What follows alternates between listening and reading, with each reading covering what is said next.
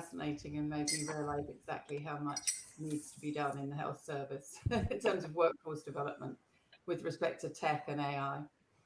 I think it is generally true that most areas are going to be very fundamentally transformed over the next 10 years. It's really, really big. And this call itself, I think, is a great example, because normally we would have this in person, etc. Yes. And from an anthropological perspective, this change where we no longer work physically close to each other is people are going to be studying this for 100 years. This is a vast change in human behavior. Yeah, it really is. And how do we communicate to each other, and how do we perceive each other? The sort of the perception of other people is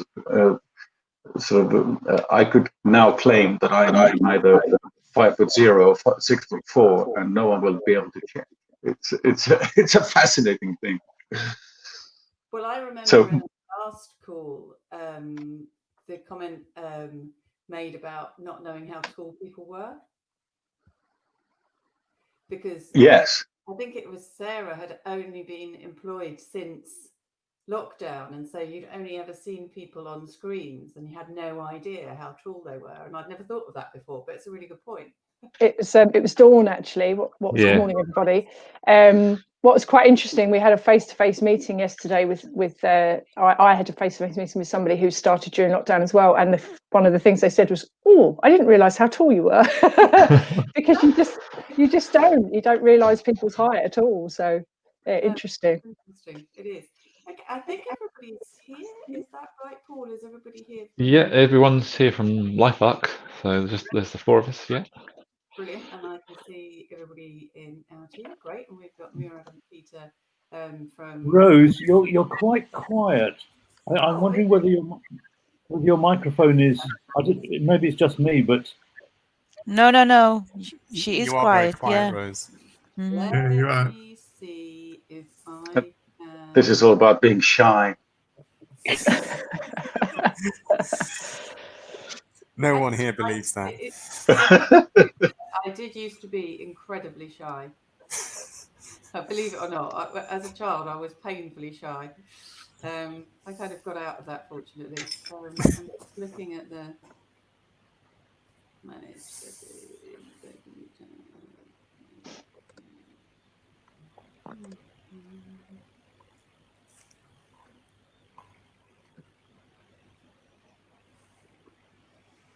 Or just move a bit closer. I think we can make it work.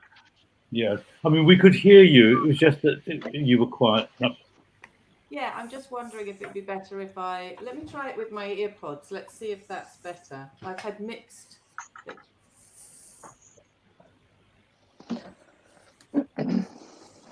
this up.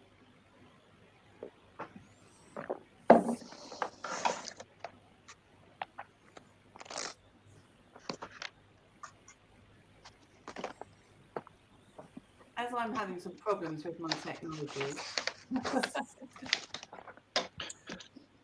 Can you hear us okay, Rose? Ben, do you want to run through the first slide, which is all about, have you got access to them? Can you share your screen and get started? I just don't want to hold things up. It was introductions, by the way, the first, so we could just do introductions without a slide. While I fiddle with my settings. We can hear you okay now, Rose. Yeah, you're not as loud as everybody else, but we can hear you. Okay, let's get started then. Right. So let me just share my screen.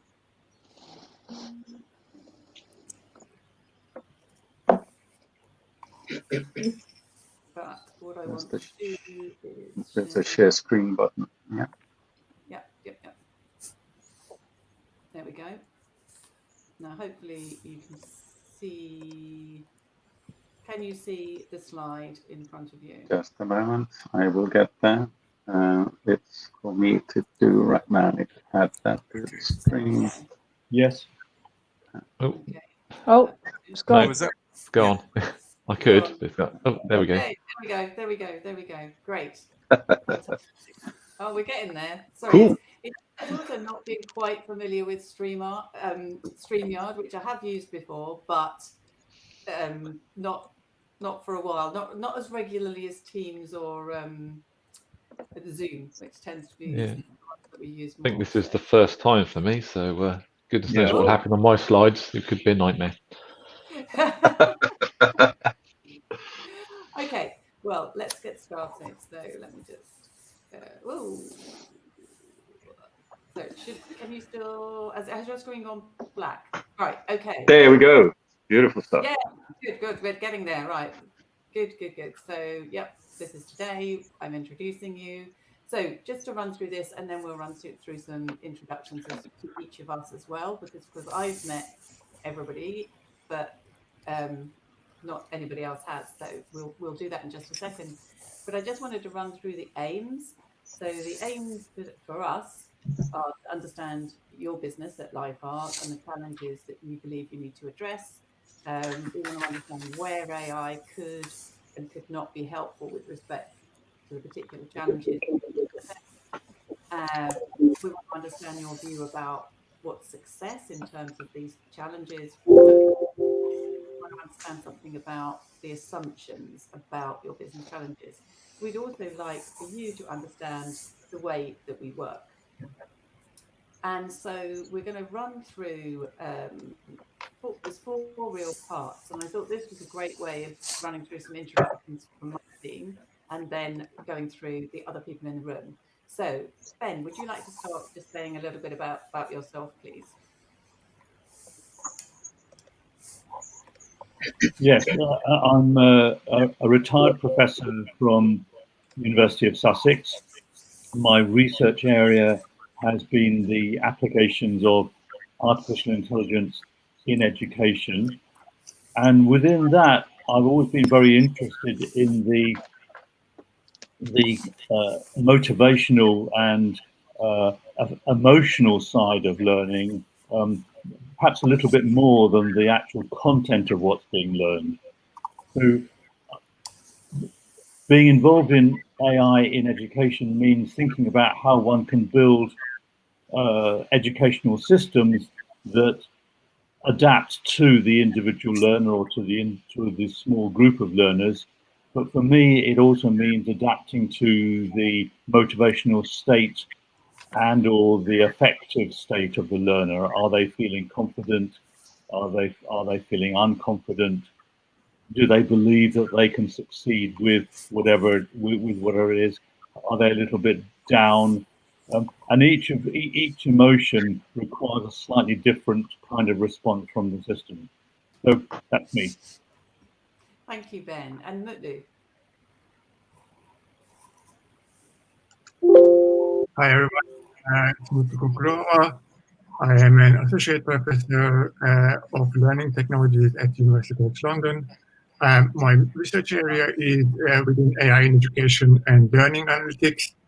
I'm particularly interested in how do we design, build and evaluate analytics and AI systems that would help us support the social and emotional aspect of learning. And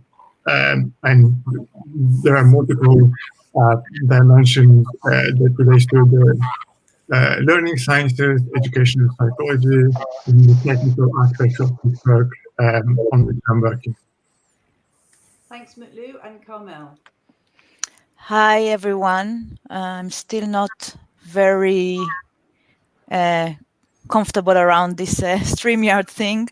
My name is Carmel Kent. My PhD is around learning analytics and AI in education, and I work with Rose, Ben, and Mutlu as the head of educational data sciences in Educate. I'm very interested specifically in collaborative learning, any kind of aspect that we can learn about people from their digital footprint in general is of interest to me. Thank you, Carmel. And now over to you, Paul and Peter, to run through your team, please. Yeah, okay, I can go first. So I'm Paul Clutton. I'm Associate Director for IT at LifeArc. So we have some slides that we'll show you later, which will introduce a bit about the company, but just about myself. So I joined LifeArc about 3 years ago. I look after all of the IT function, and we're going through quite a large change in the organisation, trying to upskill the organisation, change the way we work, and change the way we use data.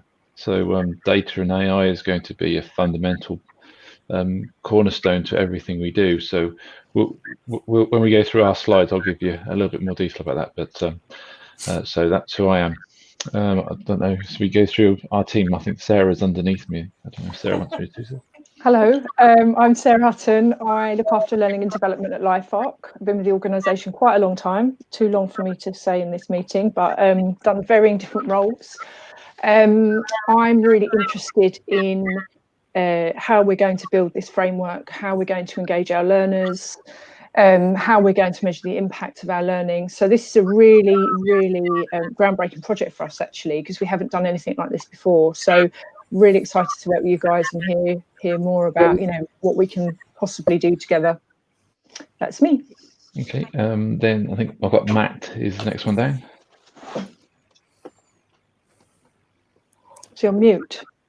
Probably. The project managers for you. That's what you expect, hey? Still can't hear you, Matt.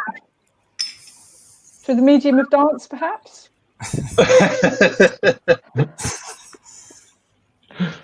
Try that one. Can you hear That's now? better. Yes. Yeah, that's better. That's better. Yes, we can hear you. We could hear you there. We're heading straight back towards the medium of dance, I think. I think so. Why not? Yeah. Shall I go while Paul's sorting his volume out? Let's go to Dawn. Yeah. So hi everyone, I'm Dawn McNamara. I'm the Learning and Development Coordinator at LifeArc. I actually started during lockdown. I started in April, so I've yet to meet most of my team. I have met Sarah. And this is the first project I'm working on, so it's very interesting from my point of view and looking forward to seeing where it takes us. Okay, excellent. That sounds like Matt's. Morning, can you hear me? Yes, we can. Yes. Oh, excellent. Yeah, apologies for that. IT incompetent. Yeah, morning. My role's senior project manager, I think then. And I've been supporting IT predominantly in a portfolio of projects. And now my involvement across the organisation has broadened slightly and supporting the HR team on a number of projects as well. So that there's a degree of overlap here, particularly around a data and AI program.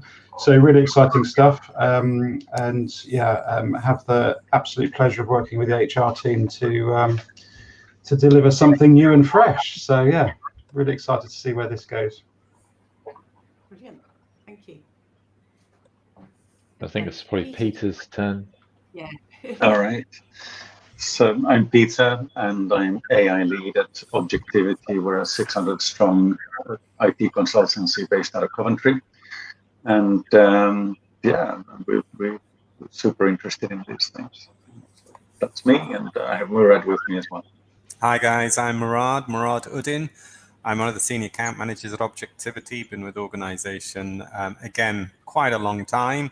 And we're currently working with Paul and his team on a number of exciting projects related to AI. And yeah, this is a fascinating topic for us, so we're really excited about learning more.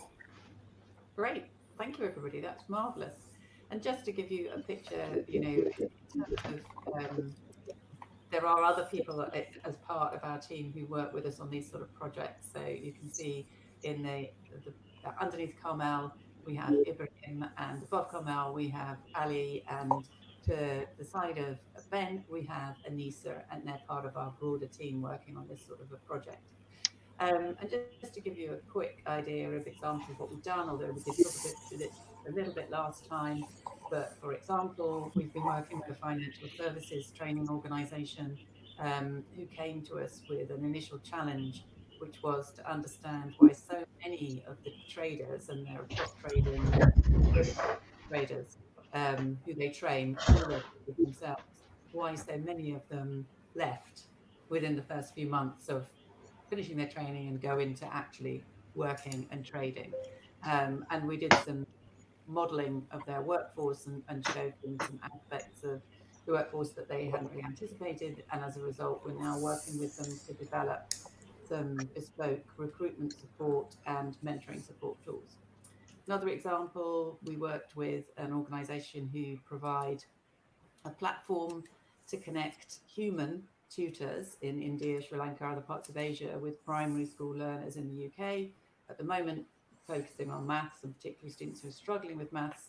And their key challenge was that in order to make their product effective, they needed to have constant evaluation of the tutorial sessions between the tutor and the student. So this is one-to-one human tutoring enabled by technology. And obviously that required a lot of human enterprise to evaluate the sessions. So we looked at how we could build a support tool to reduce the human input to that evaluation process. So we didn't change the tutoring process, it was about the evaluation process. So that was interesting, that's ongoing work. And another example where we worked with a face-to-face educational company who do a lot of work in primary, secondary schools, but also do corporate training, very much around communication, self-efficacy through debating. And their key challenge was around recruiting the most appropriate people to be mentors. So we did some modeling using data they already had, but also collecting some fresh data, which is what's happened in each of these examples. We work with data organizations already have, but we collect fresh data, and we were able to show them that we could build an AI model that could be fairly accurate in predicting which of the candidates were likely to be the most suitable for their business. So it was very early stage MVP type work. And I thought this would now be a great opportunity to pass over to you. Now, I know that when we spoke originally, Paul, I remember you talking about wanting to develop a framework, and data being at the heart of your business and people and skills being obviously the core power that you need to upskill the entire organization, and that you thought that data was the key, a key thing that everybody needs to understand how you are wanting to leverage data in your business. And that's where we thought the kind of AI readiness work we do, which is with the prop trading company, for example, we did a lot of AI readiness work with them initially, and it included having a conference for the whole company to try and help people understand the importance of data and what they were doing. But now over to you. You said you had some slides, so I'm going to yes sharing. we do. I don't know. Let me see. I can see. Want me to share my screen? I think I've got the same one as you have, Sarah. It's the one off the SharePoint site, so I'm hoping we're working on the same one. And this is being recorded, and we will take notes as well when we get into some of the activities. Okay, well, this is interesting. What's it? Sharing screen is easier with two monitors. Well, I don't have two monitors. That's not very helpful. I always do it with one monitor, so it worked fine with one. Yeah. All right. Okay. If it's useful, also we can share the slides after the session. Obviously, just with the caveat that they don't get shared more broadly, but we're happy to share them. Yes, that's okay. Right. So you should be able to share up. That's it. You've done it. Can you see that sort of full screen? Yay! I'm hoping. Excellent. Yeah. Right. Okay, I'll start from the first page rather than the last one, because that would help. Just a quick introduction. So the four of us are on the call today. Myself, Sarah, Matt, and Dawn. We're just going to go through a couple of slides just to introduce who LifeArc are in general, a little bit about the data and AI program and what we're doing, just to give you a bit of a flavour outside of this specific ask. And then Sarah's going to do a couple of slides about the sort of people side of things, which is obviously the key part of this process. So LifeArc are a self-funded charity, so a self-funded transition charity. We work in medical research. We work with organisations from academia through industry. So I think our translation work involves directly driving towards benefit for patients. So what that means is that we will go for innovation that isn't necessarily for a financial gain. So it would be a patient benefit for a small subset of people, rather than where you go to large scale farmers where there wouldn't be a financial reward to do something, they wouldn't do it, we would. So we are a little bit more forward thinking, I think, from that point of view. We will look for unmet need. We were established in year 2000, so we were established as part of the Medical Research Council. So we were originally a spin out from the Medical Research Council called MRC Technologies. So we were primarily set up to do technology transfer, which is one of our key strengths that we still do. In fact, our translation activities, 2018 to 19, brought in 30 million. We employ about 200 staff. It's a little bit over 200 at the moment. I think we're probably at about 220 or something now. We have three sites across the UK, which are Edinburgh, Stevenage, and London. So Edinburgh is our diagnostics site. Stevenage is our drug discovery site, and London is really where we have our back office legal functions and IP and tech transfer. So this is a little bit about the way we work, and the reason we're called LifeArc is we are, I'm told by our marketing people, that we're the arc between early research and industry. So we will take early scientific research, novel targets and biomarkers, and we will look to help translate them, monetize them, help develop them, and then ultimately push them through to market. So we would take some early stage research and work with them to improve that research, and then pass it on to farmers. So, for example, we might pass things like sell things on to Merck and stuff. So it's a little bit about the translational advice we do.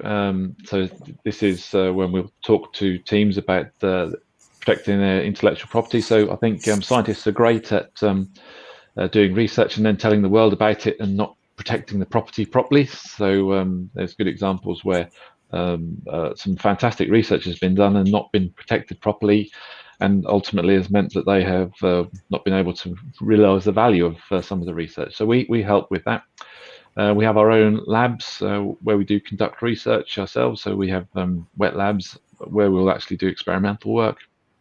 And then finally, we do some funding as well. So we do seed funding, and we'll look to help smaller organizations and smaller charities progress their science as well through financial benefits and gains. Some of our corporate values. So we advance science. We have new initiatives. So we'll look for. So this is talking about further development of biomarkers and stuff that's outside of what large pharma would go for. We spend a lot of time working with collaborations. So we will set up large scale collaborations. So I think the most recent one we've done is around the data and AI piece, which is the KQ labs at the CRIC. So this is an initiative where we're providing some financial input into the KQ labs, which is for small startups in the AI space that are looking at drug discovery using AI services. So we'll put them in touch with experts, and we'll also look to help them fund and connect with VCs and backers. We create IP protection, which is what I was saying a second ago, and also we generate skills development. So we're helping upskill. So every year we take in students. We sponsor doctorates and postdocs as well. So we're quite keen on upskilling individuals and people. So the students that we take in, we'll take them on a year's placement, just purely from a point of view of academic gain for them. Some of our big successes. Last year, we monetized a portion of a royalty that we had in a drug called Keytruda for it's a little bit over £1 billion. We've set up funding capitals for transitional science, and we do all the licensing work for the Medical Research Council still. So we licensed 23 licenses through 2019, and obviously the antibody work as well. So a little bit onto where we are now from LifeArc, so our strategy and our ambition. So there's much talk of these 4 pillars, which are deemed to be the 4 Ds, which are the drugs, diagnostics, devices, and data. And these are the 4 key areas that as an organisation we'll be focusing on.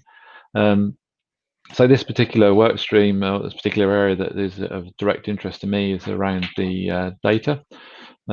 So we're looking at the potentials of data and what we can do with it. So if I go to the next slide, this slightly busy slide, which I apologise for because I was still writing it last night, talks about our commitment to putting data at the heart of everything. So this little infographic, which is used all over the place at LifeArc at the moment, talks about our therapeutics, our diagnostics, and our externalization. So this is therapeutics is what we work through in Stevenage. The diagnostics is our Edinburgh, and the externalization is a nod to us collaborating and trying to bring together expertise from across the scientific community to collaborate on things.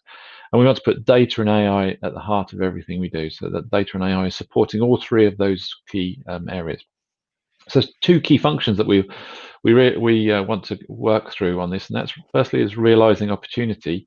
So this is the partnering, this is upskilling, this is best practice of the data, and then there's also the mitigation of risk. So we want to make sure that when we do deal with data, we deal with it in a correct way, and we look after scientific data, not just from a point of view of IP protection and the fact that some of it might contain personal information. It's also, we want to protect people's discoveries as well before they go through testings and before we get to any kind of IP levels.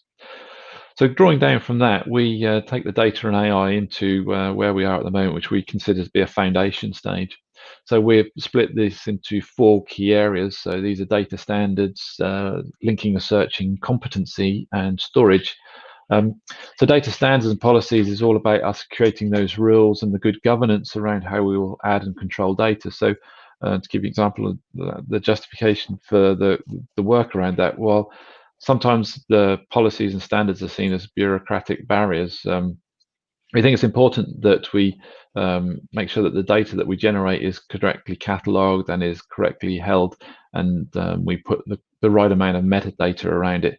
I spoke to a guy that worked with AstraZeneca who've gone through quite a large process, and he said that was one of the sort of key areas they worked on, and they estimated that getting the data standards policies right and getting the curation of data done properly at the start was 50 times the effort if you did it after you'd created the data. So to go back and re-understand the data and re-add the metadata detail that would give you the richness of the data you would want is 50 times the effort and cost. So you know, there's a good reason behind doing those policies and that standards work, which we're well in the way of. Next one across is data linking and searching. So once we've got that policies in place and we've got the good richness in that data, we're going to create a search facility which we use semantic search results to go across all of our data planes and also reach out into the public sector. And with our externalization piece, we'll start to share that data. And we're looking for semantic search with natural language processing across it as well. So where somebody's looking for whooping cough, we would expect it to understand that actually the pertussis data set, which is a piece of drug work that one of our partners did, would come back as a result of that, even though someone didn't type that in as the search result. So we're looking for natural language process and semantic search. That's quite an important one. I'm going to hop over the next one because we'll come back to that in a second. Data storage is really a not terribly exciting one. Well, I don't think it is anyway, although some of my team will tell me otherwise. So at the moment, we have some large-scale data sources in our labs. We're going to move them to caching appliances and make a large-scale data structure in. It's going to be Azure actually, but once we've got that data up into Azure, we'll be able to use all the computational capabilities of the cloud to analyze that data. So we should have a near real-time streaming service directly from equipment in the lab, which we hope will drive us towards the utopian automation of lab services that is much talked about in our industry. Go back one to the data competency, which is the piece that we want to talk about today. So we have an aspiration of taking everybody in the organization and upskilling them in the art of data science and AI. So we want to talk to everybody across the organization. When we say everybody, we do absolutely mean everybody from the receptionist all the way through to the chief exec. And we want to be able to get across the value of data and the value of AI. And then we want to work with these individuals to understand their capabilities and understand what they could do going forward. And I truly believe that you could find somebody in the organization who currently might just work as a lab technician who turns out to be somebody who's really passionate, really interested in doing this, and ultimately in a longer term could turn out to be someone of extreme value to the organization, driving those AI and data landscaping skills. So that's a really important one for us. And I think of all of the pieces of work we're doing, it's probably the most important one, because I think getting the right people to understand the data and understanding the capabilities of AI and then starting to leverage that is where we're going to make that step change in the organization to drive us forward. So at the bottom, we've just got some very high level aspiration timeframes. So the data competency, we're in Q3 at the moment, so we're just starting on that piece of work now, and we want to see through Q4 and into Q1 2020 how we can start to build some of those frameworks, start to understand how we're going to deliver these courses, how we're going to get the feedback, how we're going to measure the success of embedding that training as well. So we're not aiming to actually really start training until we've got that framework in place. So I think we've given ourselves quite a good chunk of time. Well, that's my personal opinion, but that's from a slightly naive, we've never done this before approach. But that's kind of where we are. So I think the next slide might be on to Sarah's, I think.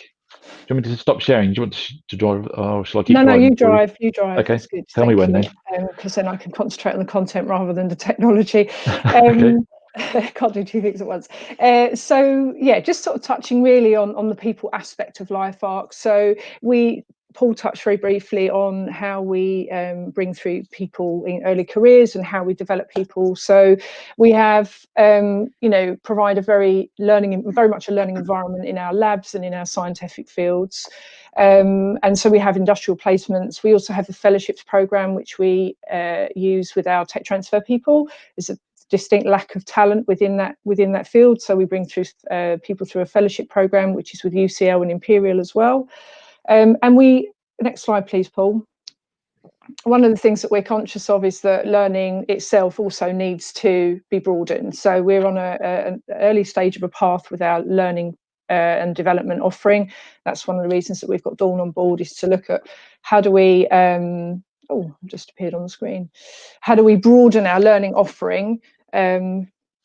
Is everyone still on the line? Oh yeah, they are. Sorry, I thought I was talking into an echo chamber.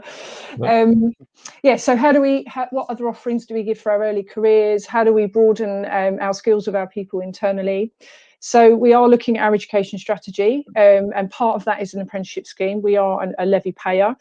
Dawn's been doing some work around that, of looking at how we apply our scheme, because we don't currently have one. And so that may well touch this data programme, because we know that there is a lot of investment out there that for particularly probably the more skilled end, the data science end. So we're conscious of that. We haven't explored it in great detail, but we want to absolutely flag it. We know that our learning evaluation needs to evolve also in the organisation, and that will also support our education strategy.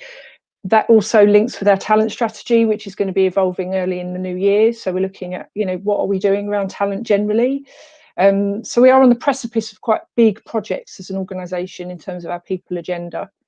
We are doing some work around culture initiatives, and this is, I think, probably touching on some of the stuff we talked about before, Rose, around sort of the behaviours piece. And enhancing the investment in people and our diversity agenda as well. We are very fortunate to have extremely bright people in the organisation.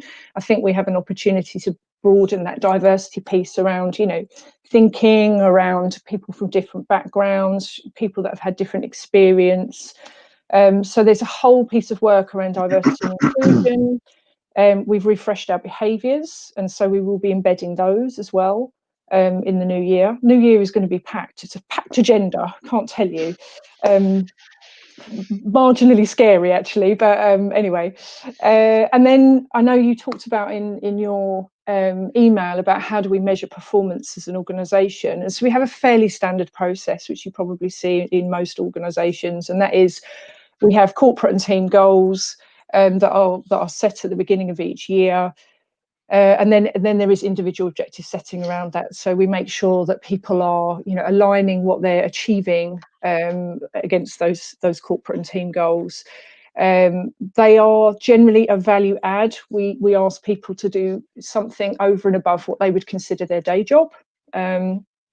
This has been quite an interesting journey for some of our people, and it's still work in progress.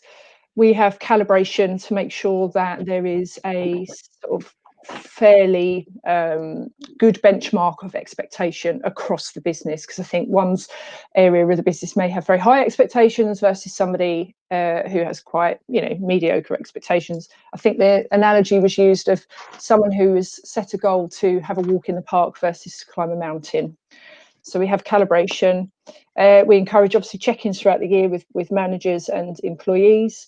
And then we have the formal mid and annual reviews, which should include feedback, commentary from employee and manager, and a rating process. And then at the end of the process, of that formal process, there is a calibration across the teams and business. And that ultimately links to our reward output as well. So there's still some work to be done in that area, reward and recognition. And we want to make sure that learning is also seen as part of reward. It isn't just financial.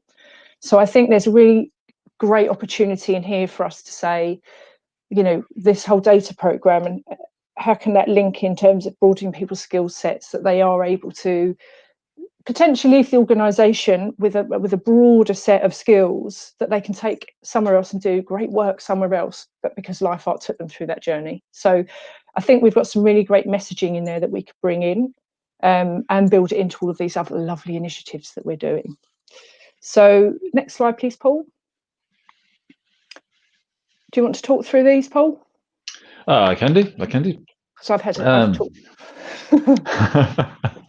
Okay, so what we're trying to do for now, this is kind of our next step along some of these processes. So we're looking to create a framework to drive the knowledge skills of that data and AI piece. So this is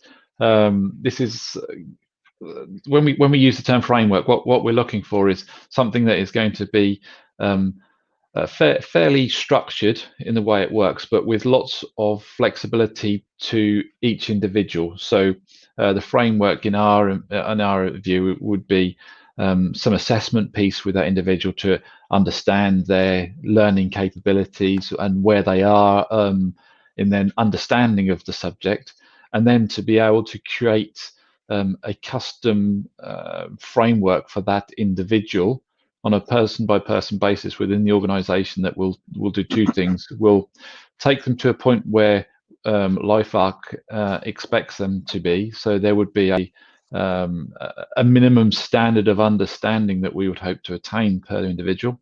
And the second part would be to take them beyond that to where they would like to get to. And that part for me is a little bit back to Sarah's reward piece, because we wouldn't want to just simply go to people, the requirement of your job is to understand data.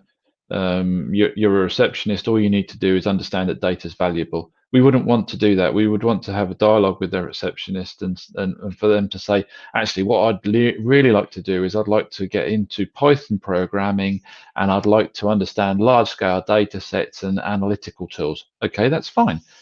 Let's see what we need to do to take you there. And I think that's an important message, that we're not simply going, what do you need? It's more, what do you want as well? So that framework needs to be quite flexible for us. So at the start of that, we want to do this gap analysis. So we need to do that organisation and that individual piece.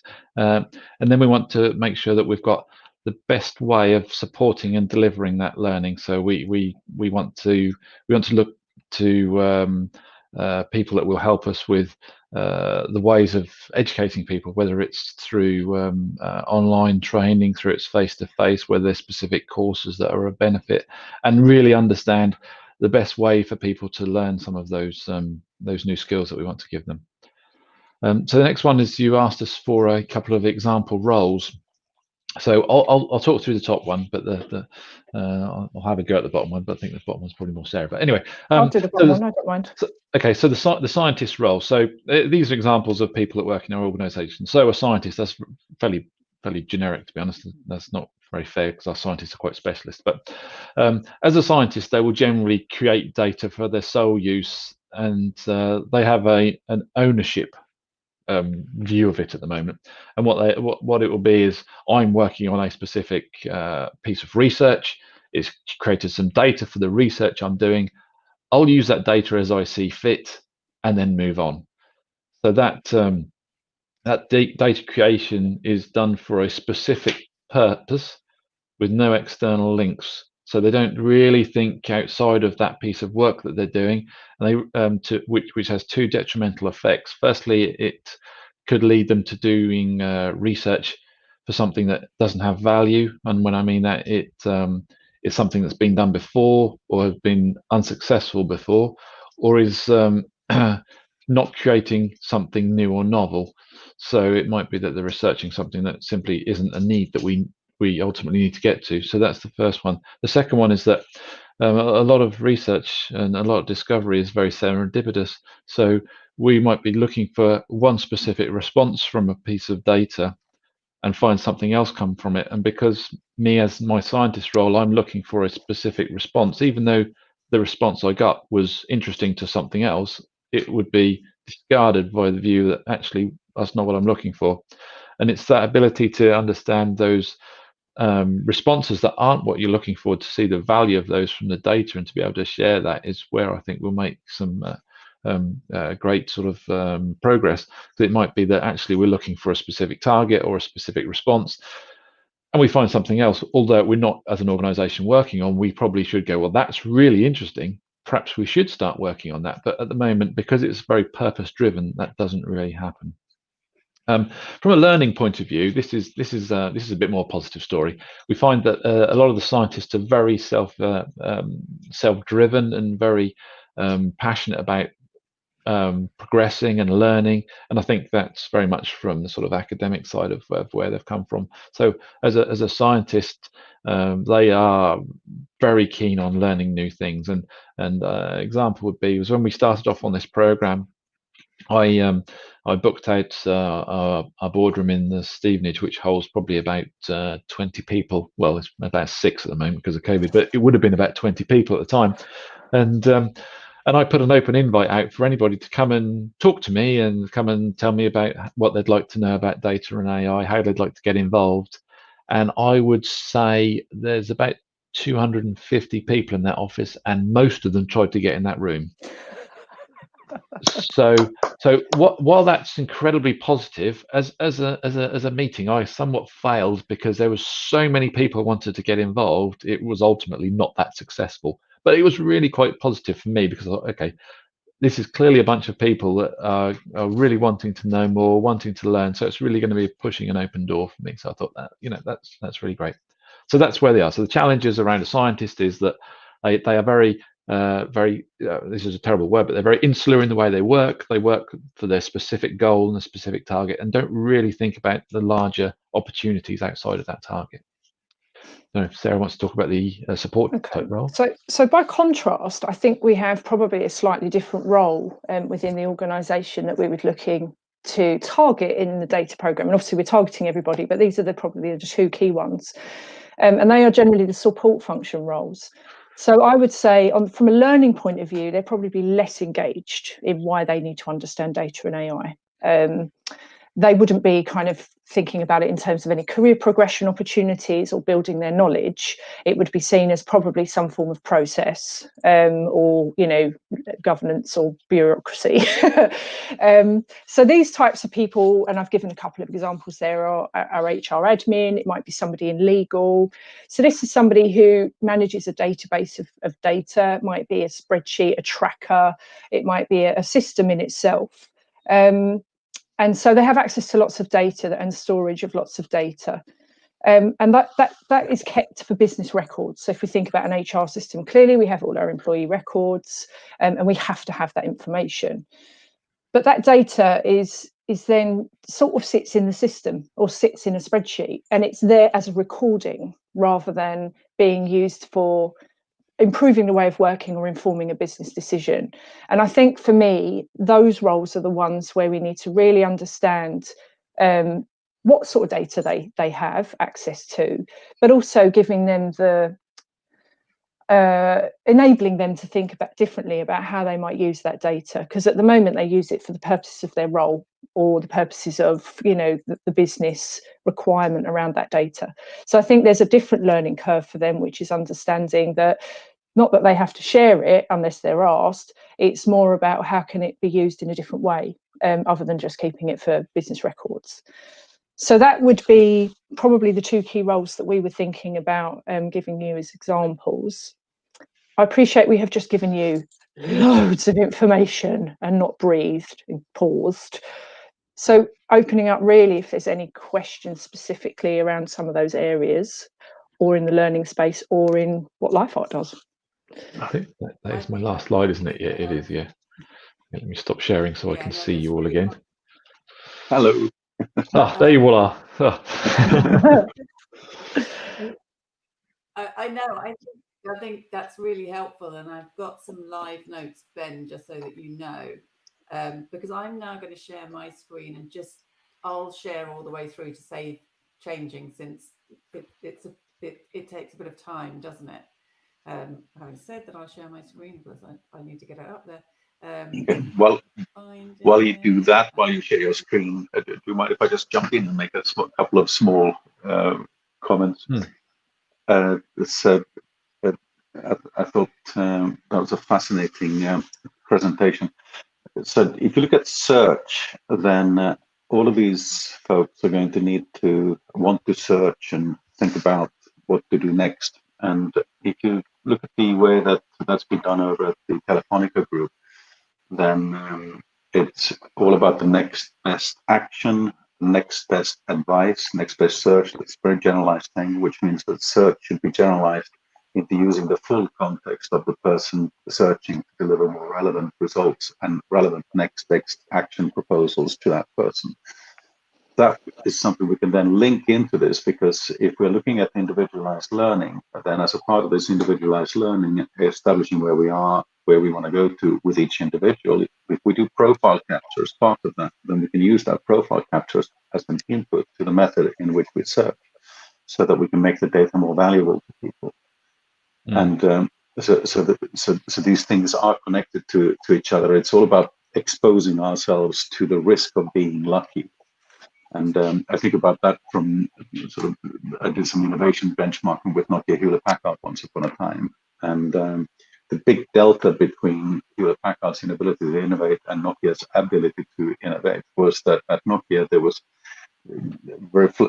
very flat. So the innovation could come from anywhere, and it could come from unexpected angles, which meant that we got quite a lot of rubbish that we didn't really want to look at.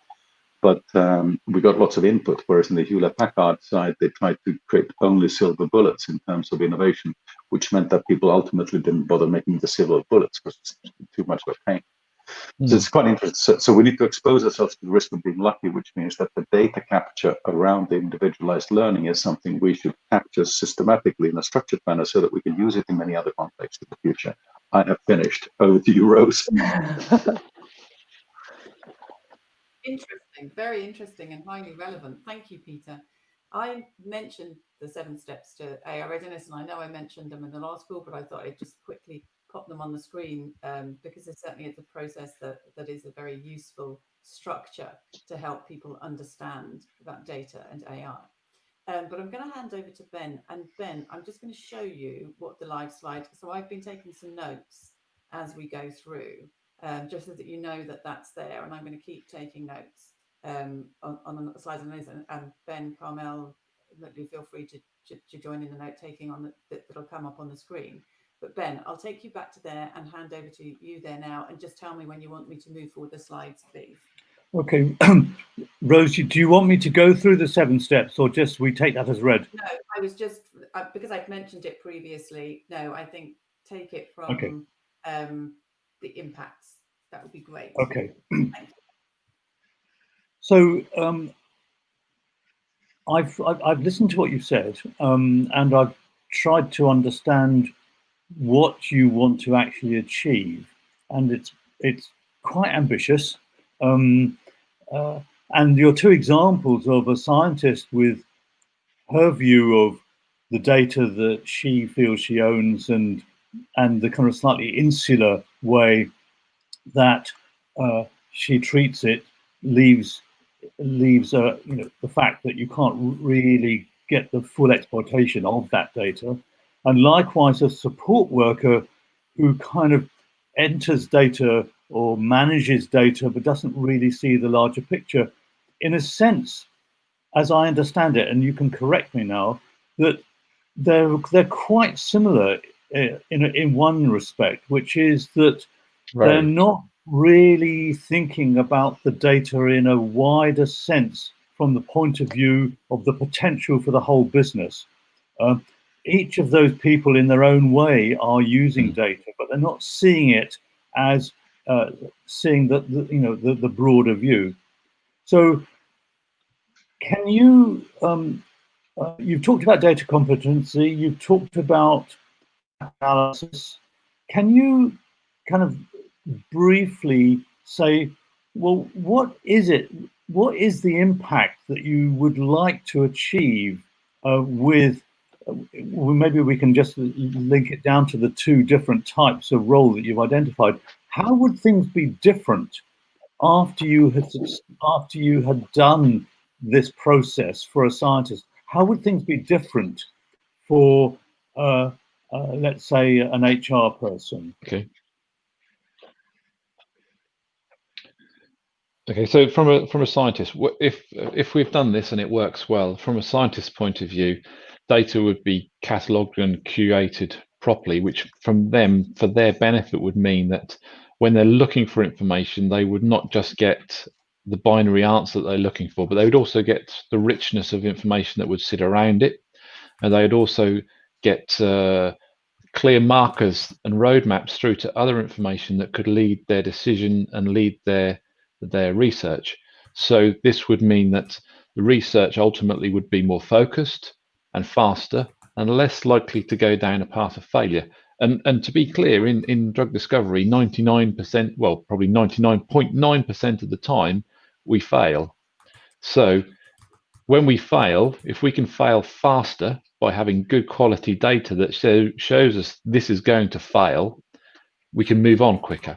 So all of these should drive the performance speed of our drug discovery, and should ultimately mean that as an organization, we're delivering more patient impact and more benefit to society. So that's from a scientist's point of view. So there is some work for them to do to make sure the data is curated properly and shared properly, but the reward for that is exceptionally large. I absolutely believe it's a big reward from then on, because they will get their information and they'll get much more richness in their information and much more value from it, and driving their research much faster.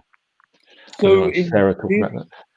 Okay, can I just react to the scientist role first of all? So from the point of view of an individual scientist, that could easily sound like more work, in the sense that they've actually got to think more carefully about the curation of the data, and actually to carry out the curation of the data, and the rewards kind of come to the company but not to them. So have I kind of got that right, or is that not how it is? No, I would say that's right, but I would challenge it with the way that the scientists work.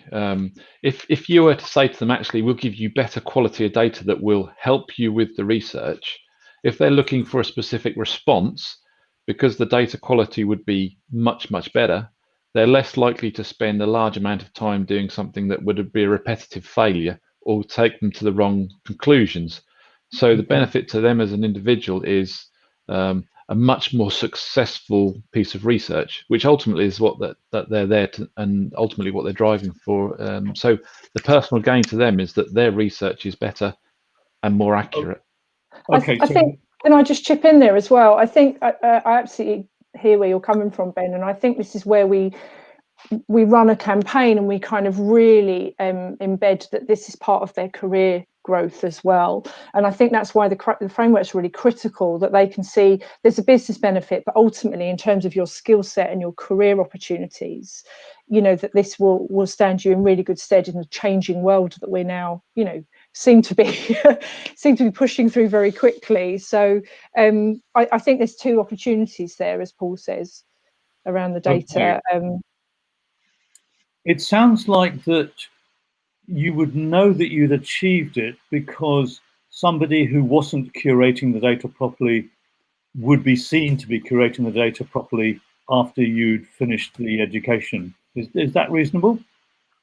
That is one aspect of it, absolutely. We would expect them to be able to do that, but we would also, depending on how far their training would go, we'd also expect them to have a greater level of skill at manipulating data and understanding and using data as well.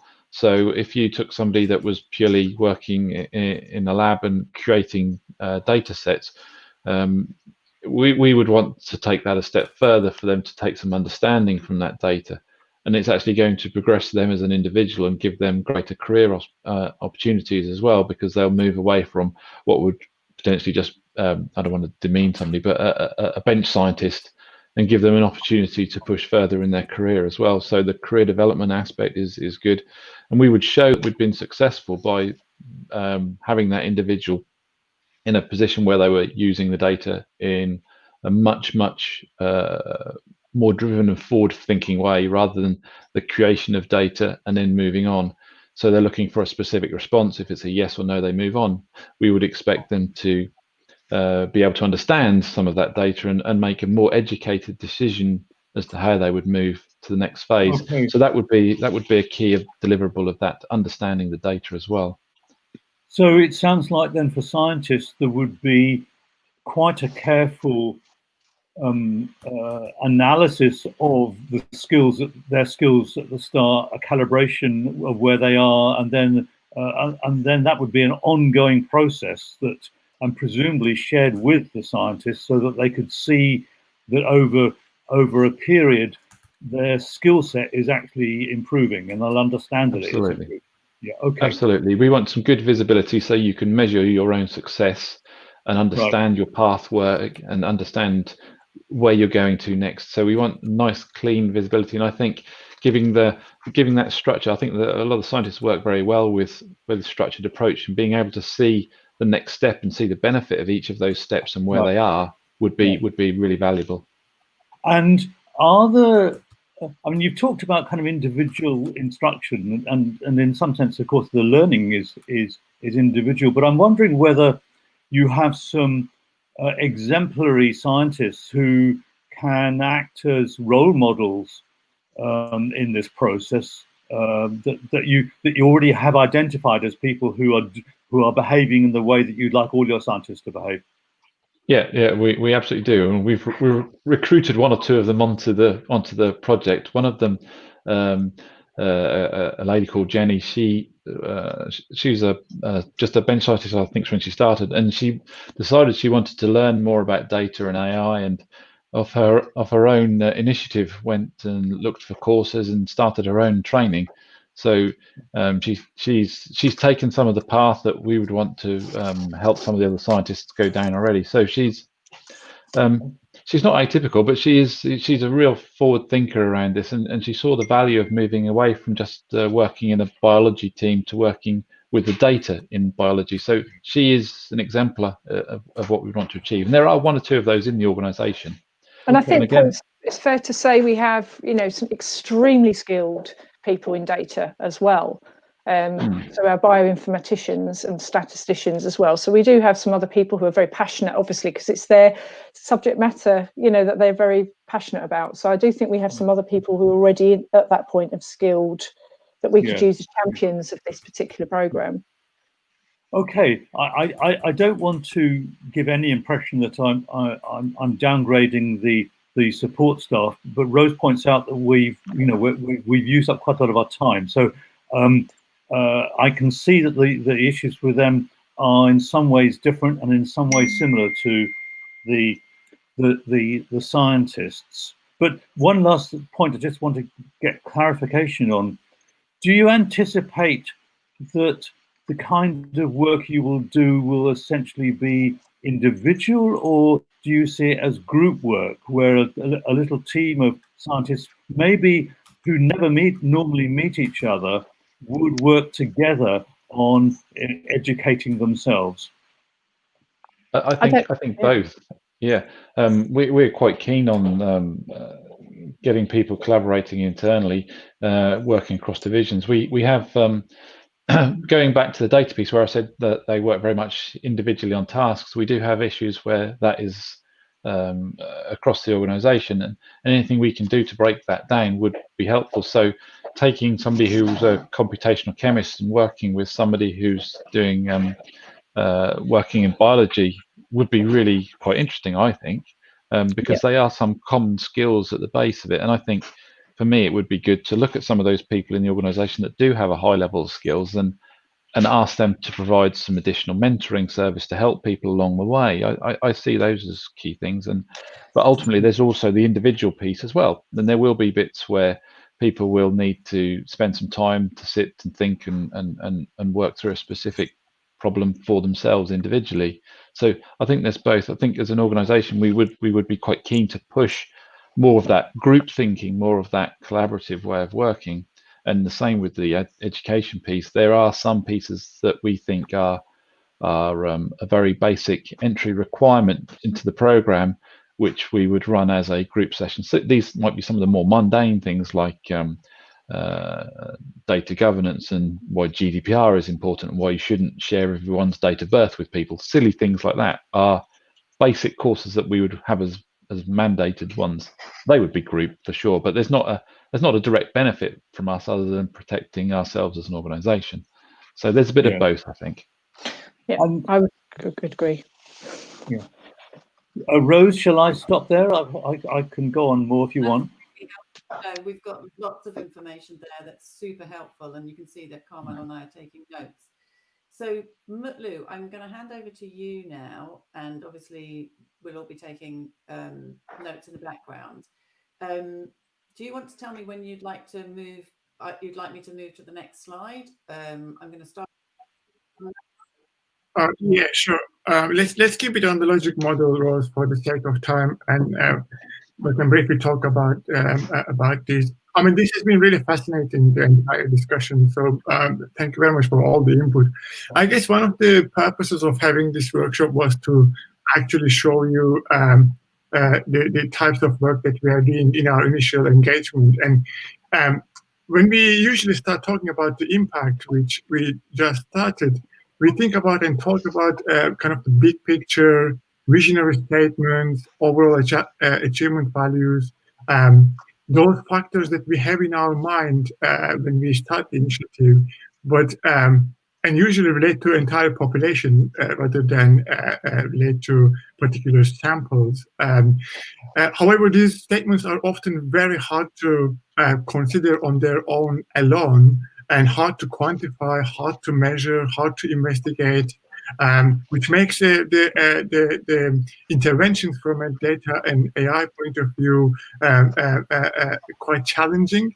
So the next step we usually take is, in order to dissect some of these major statements that you have made, we build a logic model and I'm sure some of you might already be familiar with it, but it is an essential systematic and visual way to represent some of these impact statements that you have mentioned, and understand the relationship between the resources, the activities, the particular outputs, the outcomes of these major impact statements. So for the sake of keeping this quite short and giving you a good taste, I really would like to take a step at some of the impact statements that you have mentioned, and perhaps choose one of them, but get into the details of the outputs, the outcomes, and potential assumptions that you might have. For instance, you mentioned about, you mentioned various impact statements, which is brilliant. Some of them relate to research being more productive, so that researchers can fail faster. You talked about more patients would be cured as a potential impact. You talked about faster research. You talked about people making progress in their careers. You talked about greater skills. You talked about a potential framework for how to evaluate knowledge and skills in data and AI. You talked about self-regulated learning skills. You talked about a potential pedagogical model of how do we deliver these. So I was wondering, if we take one of these as an example, let's take individual pathways for people, and taking this great ambition that you have stated, that you want people to reach where LifeArc wants them to reach, and you also want them to reach where do they actually want to reach themselves. What do you think, for this kind of impact to be achieved, what kind of changes you would envisage in let's say both categories of the scientist and the more of an HR person? What kind of changes would you expect to observe in them specifically? What would self-regulated learner who is able to set goals, who is able to measure to what extent they are achieving their goals would look like? That's a tough question. Well, if you want, we can share another impact statement. I can think of a few. I mean, I think there's a couple of examples, and this might not be what you're asking, but we want people to feel more comfortable with data. I think one of the things I certainly see, maybe in the support functions, is I've got all this data and I don't really know what to do with it, how to analyze it, how to present it in an appropriate reporting fashion, how to articulate it. I think that's an issue, certainly in the support functions. Is that kind of what you're looking for? Is that? Indeed. I mean, let me give you one particular example. We know from existing work that those people who are able to, who are considered as self-initiative, self-regulated learners, are able to set better goals for themselves, more realistic goals. So looking at to what extent they are able to set goals for themselves is a measurable outcome that you and we could use as an example of measuring to what extent LifeArc actually achieved this impact in their population, in their sample, within the organization. Do you have any kind of more detailed outcome measures that would help you to substantiate the claim that your people, the people who are working in your organization, are achieving their goals to a better extent? I think you could statistically prove some of that by looking at the data quality. I think that's a very binary answer to it. If you were to say that if you're recording data, you expect a certain level of additional information, even if it was something as simplistic as the project code on every piece of information as metadata. So you could measure the how well that message had been adopted in a quite binary. Are we actually recording what we should be? So there is a mechanism to go, is this successful? I think you could look at ways of working as well, so people being more proactive in using that data to inform business decisions. Paul, we've talked about that before, haven't we? So if we give an example of one of our site services guys who has a list of all of the unique identifiers pieces of equipment, he can then talk about he will literally list that. So when dates of pieces of equipment are going to expire, but he keeps that as a record and does nothing with it. So as an example, we could say he shares that with the head of finance to then say, can he inform the business decision around when that equipment needs to be renewed, serviced, etc., etc. So I think there's something about that proactivity and the ways of working around that.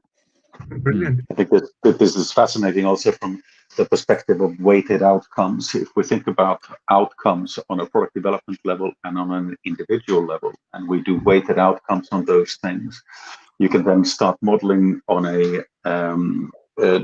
unit economics level, meaning on the product and the individual, what the expected distribution curves are going to be for where these individuals are going to go. We have a bit like chess, we can do scenario developments based on that on both sides, and then we can sort of partly model that and partly put in real data as that data arrives, which means that we will be in a position from 12 months time from now to assert the answer to the question that's being posed right now. And we're doing similar work in Sweden with regards to some medical things as well. This is highly relevant. Exactly, and I think I mean this is exactly trying to identify in what kind of aspects of the work some kind of a computational approach would be a better solution, and to what extent it might actually be some of the changes within the organization that relate to human resources that would help you achieve impact that you would like to achieve. Exactly. It's both, absolutely both. Exactly, and obviously. Related to this kind of discussion, then we would follow this up with some of the more observable measurements of the examples that you have given, for instance, sharing the data with the managers. But essentially, considering the how limited time we have, I also would like to get your favorite impact example in which that you could actually give me a couple of very clear, observable outcome measures that you would use to measure whether you are achieving the impact statement that you just made. Do you have any of these available? I don't know if we've got anything documented, but I think the clearest impact statement might be if we looked at one of the other objectives of data AI, which is around the search. So a clear objective success would be if I was to search for a specific keyword or specific project, that I would get back a lot of information and a lot more richness of that data, which would then inform me of the next searches or the next things that I should be able to do, rather than where we are right now, which is either a hope that somebody you talk to understands something of the subject matter or has some previous experience of it, and hopefully remembers where they put the data and what it might have said, which is really not very good. So it would be for a self-service capability of searching data, if you're looking for a very punchy sort of line, I think. Yeah, I mean, I guess one of the intentions here is to show that this is more of a dialogic exchange, particularly in the very beginning of the engagement. These questions do not always have very clear answers, and it's about helping us understanding what type of answers you are looking for, but also helping you to come up with these answers as part of the engagement, really. I would like to conclude with if there is any ready answer with a question that relates to the point that you made, Sarah, I think, in terms of the learning evaluation needs to evolve and change. Are there any documented work on how do you currently evaluate learning within the organization? We have a very simplistic form around, and it would probably be relating to training rather than learning itself. So I would probably prefer to say no. At this stage, no. Essentially, no analytics or no observable metrics from digital interactions are used for learning performance evaluation. No, we would maybe tailor something. So, for example, a leadership program, we might do SurveyMonkey responses around specific questions, but we don't have a strict format or framework around that. It will just be determined by that particular piece of learning. So hence the reason it needs to evolve. I see. Thank you very much. That has been fascinating, and I took some notes, and Rose and Carmel have been taking some notes. I'll just pass it over to Carmel, considering that we have limited amount of time, but I'm looking forward to discussing these further. Great. Thanks, Mutlu. Carmel, let me know if you how you. Yeah, can you please go directly to slide 26? Yeah, the next one. Oops, sorry. The one after that. Yeah, one. exactly. Yeah. So just because, I mean, I really want to leave 10 minutes at the end of the discussion, so we will have some time to summarize and conclude and think about next steps. So instead of what we were planning here, let me just introduce you to two concepts that we are using in order to work, and I think it will help you understand how we work and what kind of thought process we are using, and what and hopefully it will also encourage you to think in the same way. So the first concept that I want to look at, and I think you're very, very familiar with workflows through your translational research background and guidelines, medical guidelines, etc. But in every kind of process, any kind of a decision-making process, so for example, in our example, it might be the process of taking a person from where they start, where you are here at the first point, and how do we develop them to become more, to acquire new skills, to master their existing skills, to maybe contribute more to the company so that the company could reach their goals easily, etc., etc. So if you think about that process, there are multiple decision points on this process. So for example, we can think about the first step is the diagnostic steps, or as you called it, Paul, the assessment step, where we want to really help a person understand where they are. So we want to help a person really reflect on what they're using in their day-to-day in terms of data, what are their strengths, what are their interests. None of us is a tabula rasa. So how do I come into LifeArc? What are my aspirations in terms of upskilling myself, etc., etc. That could be the first step. And then as we go along, it might be that the next step would probably be around understanding what kind of resources is available to me and how do I match my aspirations and my strengths and my weaknesses into the available resources. Maybe some kind of a matchmaking, maybe some kind of a recommendation system, maybe some kind of even a reflection support system to help us understand better ourselves. And then the next step could be then collecting all the data that we were speaking about right up now and thinking about, did I reach my goal? Am I in the right path? Do I need to reiterate and rethink about my goals? Am I managing my own career path? Is someone else dictating it for me? And then go through the whole process again iteratively. So my point is that there are multiple steps at that process. Each of that steps we want to think very clearly. So we have multiple decision points, exactly as we have multiple decision points in any kind of medical decision support process. And at each decision point, we want to ask ourselves, what do we really need? What are the challenges on this decision point? I mean, is the challenge in my decision point is that I need to collect a lot of data, knowledge, all kinds of perceptions, observation in order to reach the decision point? Then maybe it's not just my own point of view. Maybe I need some other inputs from other people, from other systems, etc.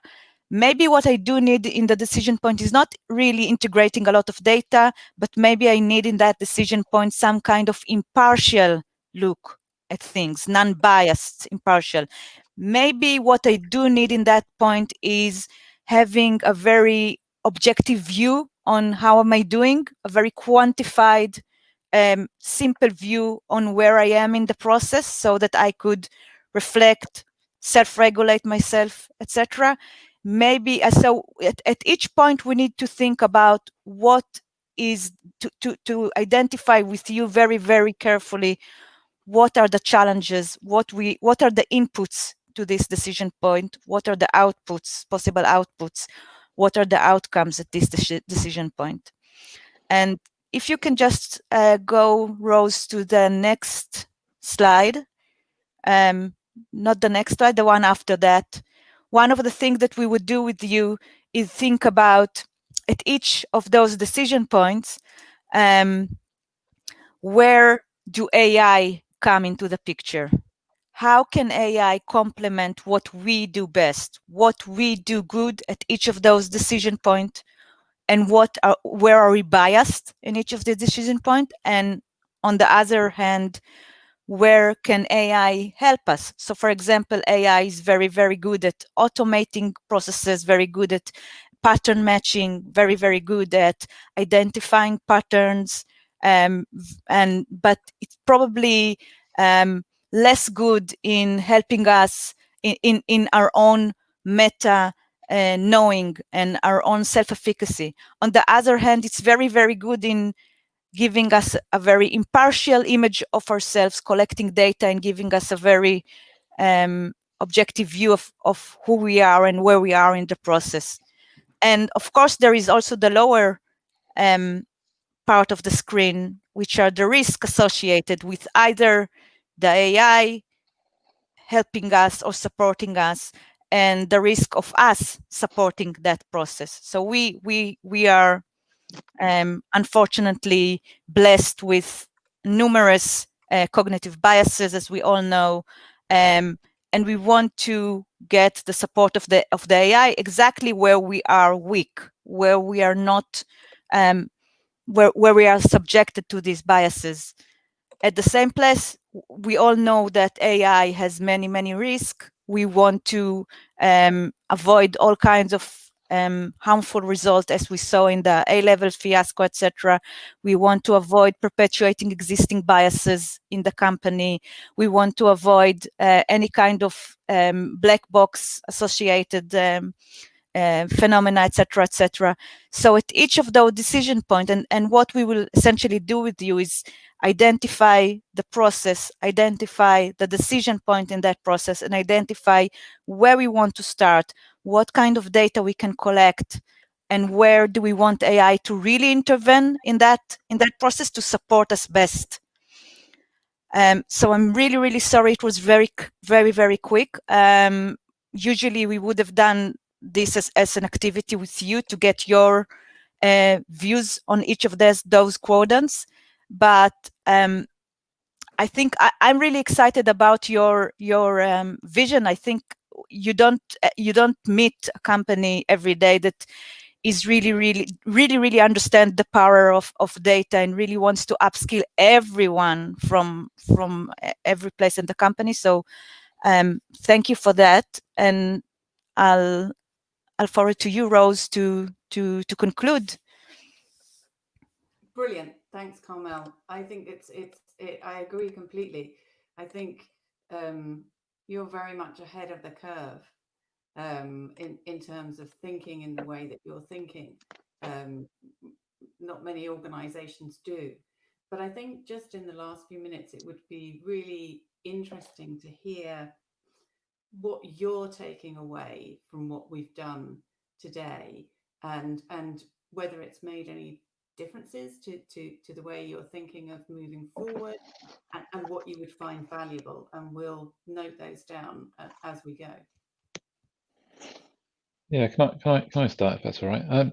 So I have a particular interest in certainly the stuff that Carmel was producing there. It's probably slightly outside of this, but I find AI bias quite an interesting subject matter, actually.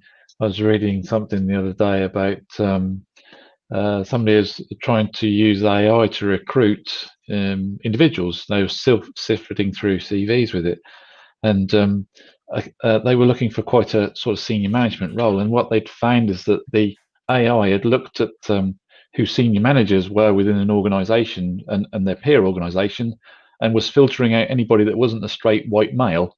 So I thought that's where it completely goes wrong, and I thought that was really quite interesting. So that stuff really interests me, but it's not totally what we're looking for today. But anyway, the thing that I would take away from this is your structure of the iterative loop of understanding, and I think starting to build those workflows is for me feels like our next step. And to understand what the bottom box is looking like is probably where we should start, which is what is it we're actually going to say we've now achieved what we set out for? So what is our North Star moment that we're trying to get towards, and then look at how those steps work towards that. I think that's quite interesting. So I think starting to build those steps, probably going from the back towards the individual, whereas I don't think I would have done that prior to our conversation. I think it's quite interesting to take that sort of approach, rather than just going, well, you're an individual, what do you need, and then we'll worry about where we're trying to get to, which actually, when you think about it, is completely stupid. Starting from the other end is much more sensible. So it's good. It was a really interesting conversation, I thought. Well, it's very interesting from our point of view, definitely. And I agree with you. I think that makes a lot of sense. And that would be a great place to do some work with you if that's what you wanted to do moving forward. But obviously, that's entirely up to you. We can kind of help at any stage in the process, I think, would be what I would say. Okay. I think we, as a team, we probably need to have our heads together and think about what our next steps would be. But I certainly think there's some stuff that we would like some help with, and I feel quite positive about some of the things you might be able to do for us, actually. So we'll have a chat with the team, and I think I think we have a regroup, and then we'll have a quick email exchange, probably myself and Rose, and decide on where we go for next steps. If that's all right. That would be great. I mean, it's been fascinating for us. I think it's a really interesting challenge. This business of really enabling your workforce to leverage data and then hopefully AI, and to help them. I love the way that you talk about developing individuals beyond the scope of the role that they're currently, if you like, constrained by. And I think that's very powerful. It very much is in line with the work that we do. So that feels, it feels like a very much a shared value, which is great. Carmel, Mutlu, Ben, do you want to ask anything else? I just want to say that, I mean, especially when you have such ambitious and so impactful aims such as you have, it's really, really important. And I think that's the approach that you are taking, and we've seen that across everything that you have said, is that it's really important.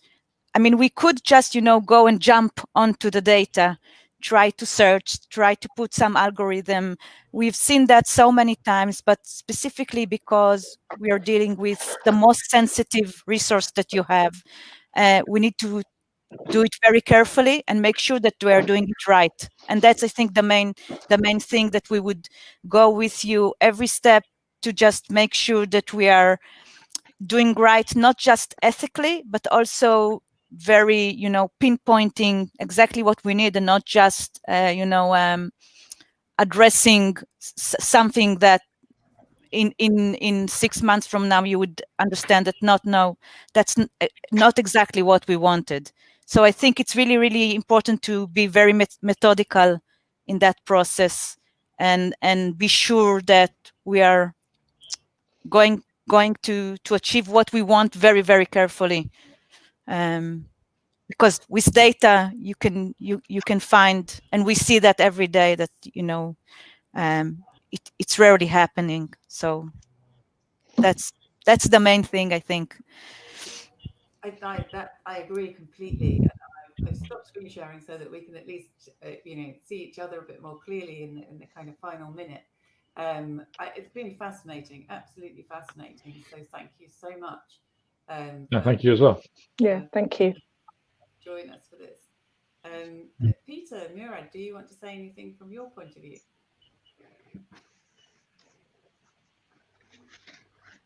Murad, I'm with. I should come off mute.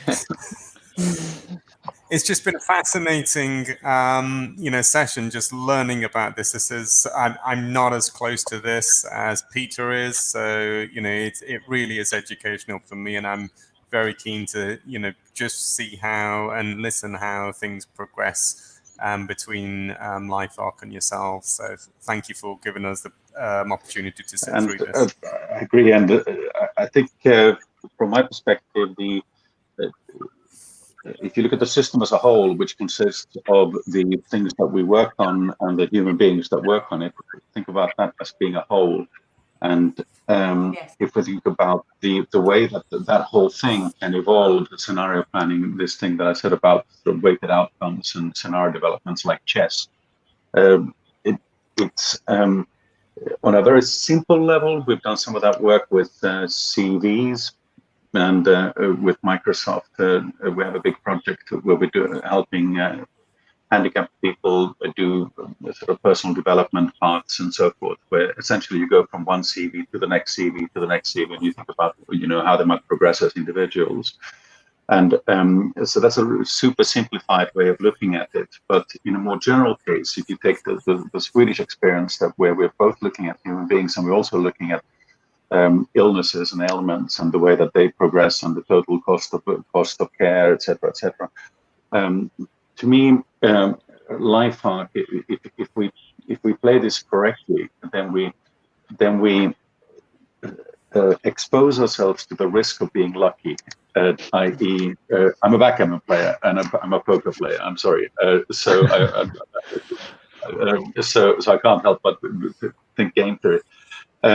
We expose ourselves to the risk of being lucky by structuring the data capture and so forth in such a way that if we're lucky, then we can actually make these sort of really nice learnings out of this, and we can really leverage it. And automatically, as a side effect, we'll end up with all the metrics that we want. We'll be able to prove whether we're going in the wrong direction, right direction, etc. We're using some of those techniques also for software development. So that we're able to predict the quality of the next software release, which is quite fascinating, because that also relates to how often we've been swapping engineers on and off the project, etc., etc. And based on many factors, we can then predict, okay, this software release that we're doing now is going to be so and so good relative to the previous one. It's pretty cool, and that's very similar to this human development side. Yeah. So that there are so many parallels. This is very cross sort of disciplinary. I love this project. Sorry, I'm just enthusiastic. I love it. Ben and I were talking earlier, and I said to Ben that it's ridiculous that we get paid for doing this, because this is fun. Yeah, I think we also love this project at the moment, but I think when we're 6 months into it, then we might change our mind. But yeah. Great. Thank you so much, everybody. It's been such a pleasure. I look forward to seeing you all again soon, I hope. And have a great rest of the day. Thank you. And you. Thank you so much, guys. Thank you. Cheers. You're right. Bye. Thanks, guys.